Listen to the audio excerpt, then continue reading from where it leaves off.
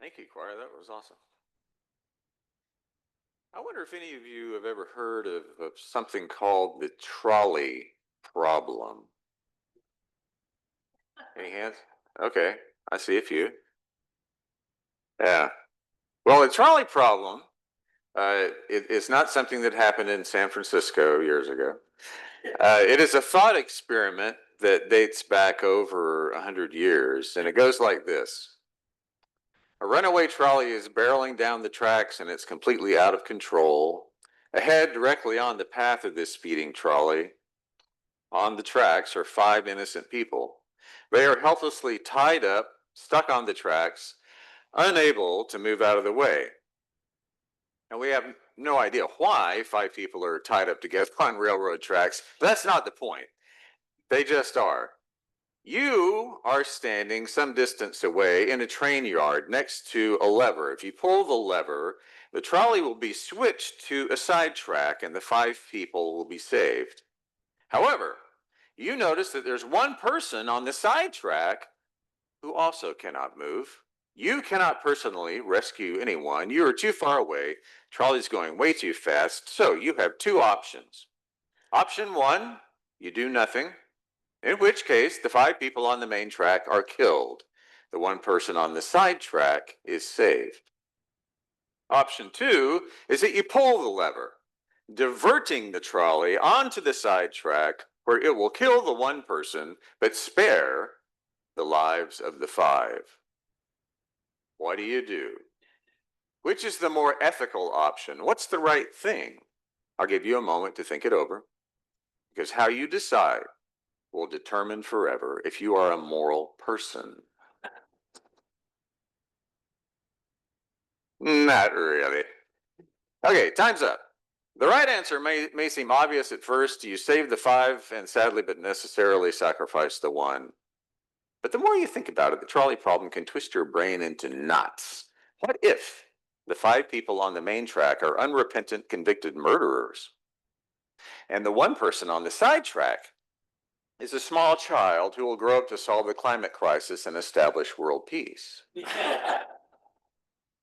Would that change your mind?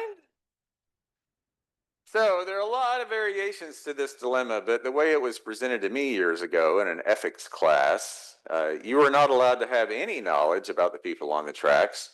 You could not imagine any good or bad character traits about them, as if, we could be the judge of that kind of thing. Or if it would mean that even if they deserved a horrible fate more than anybody else, you just had to decide. Would five people be killed to save one, or would one person be killed to save five?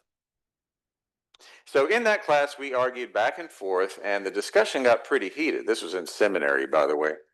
One viewpoint was that, of course, it's the right thing to do to save the five. It's a horrible choice to make, a position no one would ever want to be in, but there it is. The other perspective is that there are already some morally bad things happening in this situation that are not your fault.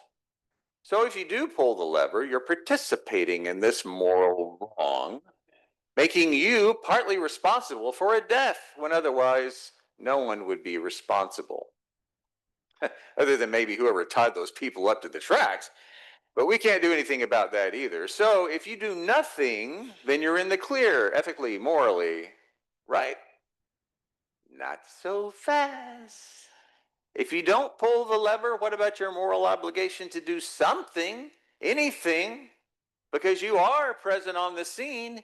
You cannot pretend that you're not there, and being able to change the outcome obligates you to participate. So the class ended and we all went home, and the professor looked very satisfied with himself. He knew most of us would be up all night mulling over the trolley problem, which he claimed was a moral dilemma that had no clear black and white solution. Most of the students, though, understood it was a dilemma, but a line had formed between those in the class who would pull the lever and those who would not. And each side accused the other of being morally wrong until the next time the class met. A student raised his hand and said, "I know the correct answer to the trolley problem." The teacher looked skeptical. He said, "Okay, what is it?" The student said, there's always a third option. It is never black and white. And the professor said, no, no, sorry. The rules are you only have two options. You pull the lever or you don't. And the student said, but what if I choose to break those rules? Because that in itself is a moral choice, and the trolley problem ignores that reality. Breaking the rules is a choice in itself. And we always, he said, we always have that choice. Professor said, okay, well, if you broke the rules, then what would you do, smarty pants? Student said, I would throw myself in front of the trolley in the hope that it would be derailed. I've thought about the trolley problem from time to time over the years, especially the past 10 years or so, maybe. It's not a perfect analogy, but we all know that in that time frame, roughly, we have been told in the news and through social media that as never before, we are all either one thing or another. That socially, politically, even religiously, we are divided. We are conservatives or we're liberals, and never the twain shall meet. We belong in one social, political, cultural tribe or another. And we've been told this so consistently and so insistently that now it seems to be more fact than theory. It's a given that's seldom, if ever, questioned. But I think it's worth it from time to time to pull back and question that assumption. Think about where that came from, how it came to be, a sad reality in many respects. You know, news outlets and social media, they thrive on conflict to get our attention and to drive up their revenue. So it's not a big surprise that we are being used, manipulated in hundreds of small ways every single day by being told that whatever tribe we feel we belong to is inherently good, while the other tribe is inherently evil, morally corrupt, unrepentant. And I'm really interested in how we got to this point where where those are the ways we believe we must see each other and there is no third way, where the politics of the division are just a given. Now, one thing's fairly obvious to me: we're being fed a constant and carefully curated diet of information that affirms our moral superiority over someone else. And that's not to say that there are not clear moral wrongs that should be righted. Like, just one example, I believe that systemic racism in our culture is real. And it is very damaging to all of us, socially, economically, and spiritually. But the problem is, if I claim that systemic racism is and has been a long-standing moral problem that we need to correct, a lot of my fellow citizens will respond to that claim defensively and negatively, not because they're racist necessarily, but because they've been carefully taught to believe that anyone who talks about systemic racism in the first place, well, that person's un-American. It's trying to make good people and innocent school children feel guilty. So it's really not that we can't agree that racism is wrong. Of course it's wrong. Our problem is in how we talk and think about it, and it's in how we've been taught that one way of talking and thinking about it is right, while the other way is wrong. We have been handed, in effect, a rule that says there's this lever, and if you pull it, you're on one side of an argument. If you don't pull it, you're on the other side. And systemic racism is just one of a whole host of issues we think about and we talk about and we argue about that's very much like the trolley problem. We get so focused on the need to claim moral superiority because we've completely bought into the belief that there's a hard and fast ethical rule about how we perceive a problem and discuss a problem and find solutions to a problem. The rule we assume that cannot be broken, the lens through which we perceive reality, is that there are only two options. We rarely ever hear that there may be a third option, a third way. We rarely ever think rules can be broken, or we really give ourselves permission to break them. Because once a box of rules has been constructed, it's really challenging to think outside that box. You know, the early years of the Christian movement, almost from the very start, people argued over rules. It's more than a little ironic because Jesus, he regularly threw rules right out the window. But I guess it's just human nature for us to draw boundaries around things and then call it doctrine. Mainly the argument in those days was who could be included in the Christian movement and who could not in the embrace of God's love and who was not. So the Christian church in Galatia, a region, modern day central Turkey, was apparently made mostly of Jews. So it followed that they understood their faith as a new Jewish movement.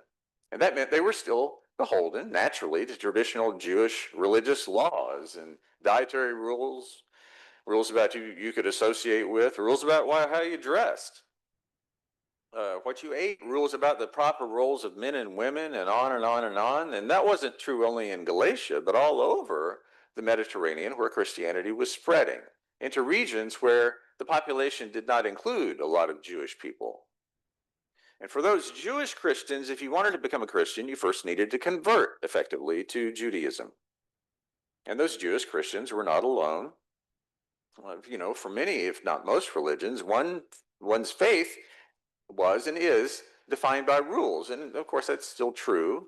And there are clearly two defined options, a right way and a wrong way. The way of the faithful and the slippery slope of the heretics. I'm used to slipping a lot. So the purpose of Paul's letter to the Galatians was to point out that they were not bound by those rules or that kind of binary black and white thought process. Paul told the Galatians, and by extension you and me, that in God's expansive love, rules are meant to be broken. That in the way God weaves humanity together, there are always more options than two, but that's often so hard for us to see, much less believe in and day out. Most of us, me included, are rule-oriented, rule-driven. We understand that rules provide order, safety, security, and justice. And we need those things. We need order and stability. And change, boy, it can be really scary. Even when the rules we're following don't provide us with the best outcome either way, breaking the rules and thinking outside the box does not come naturally to us. It is uncomfortable and threatening. But when we do, that's often when remarkable things happen in spite of problems that have no solution. Now, you might have heard about a BBC radio broadcaster a few years back called Deborah James Pence. Deborah had a large following, media presence. In 2020, she revealed to her listeners that 3 years after diagnosed with advanced bowel cancer, she was now cancer-free. But in May of 2022, she announced that her cancer had returned and she was on hospice care. She wrote to her followers, "This is the message I never wanted to write. We have tried everything, but my body simply is not playing ball. My active care has stopped, and I'm now moved to hospice at home with my incredible family all around me. And the focus is on making sure I'm not in pain and I'm spending time with them." She wrote, "Nobody knows how long I've got left. I know we have left no stone unturned, but even with all the innovative cancer drugs in the world or some magic new breakthrough, my body just cannot continue anymore." And she said, "In over 5 years of writing about how I thought it would be my final Christmas, how I would not get to see my 40th birthday, nor see my kids go to secondary school, I never envisioned writing the one where I would actually say goodbye. I think it's been the rebellious hope in me," she said. "I don't think anyone can say the last 6 months has exactly been kind. It's all heartbreaking to be going through, but I'm surrounded by so much love that if anything can help me through, I hope that will." And then, Deborah shared information about something new. The cancer research charity that she was establishing. And she described that charitable fund as the one thing I always wanted to do before I died. And she encouraged her followers to contribute in her honor and in her memory. And she died several weeks later. Now, Deborah's story is a tough one, a life or death scenario where there are no easy answers. And most of us in her situation might do one of two things: try to continue to fight the illness, which she certainly did, or just to seek to find peace and comfort, given a reality that cannot change, which she also did eventually. The difference is she also chose a third option. And if you're counting, that's two alsos. An option that looked beyond her immediate needs, even when it would be perfectly understandable to only focus on herself and her family. She established a cancer research center to help fund others, to help people going through what she was going through. And with her large platform, it truly has. Option 3, or thinking outside the box, or breaking the rules that we have been handed, or however you want to put that.